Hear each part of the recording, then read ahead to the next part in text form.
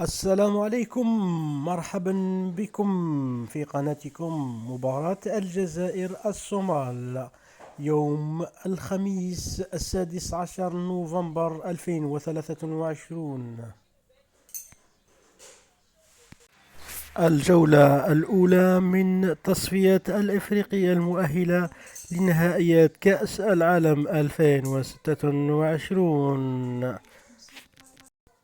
المباراة ستنطلق على الساعة 5 مساء بملعب نيلسون مانديلا ببراقي الجزائر العاصمة، وستكون منقولة على القناة الأرضية الجزائرية والسادسة الشبابية.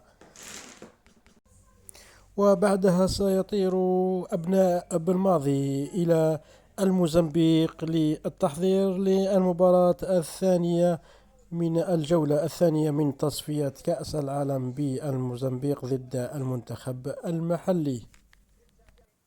للعلم أنه قد وضعت 30,000 تذكرة للبيع ابتداء من يوم الثلاثاء لمباراة يوم الخميس.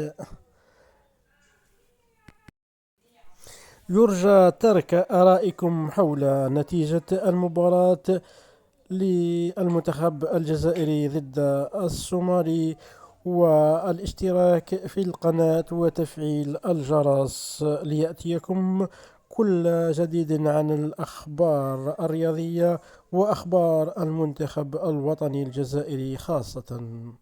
شكرا لكم.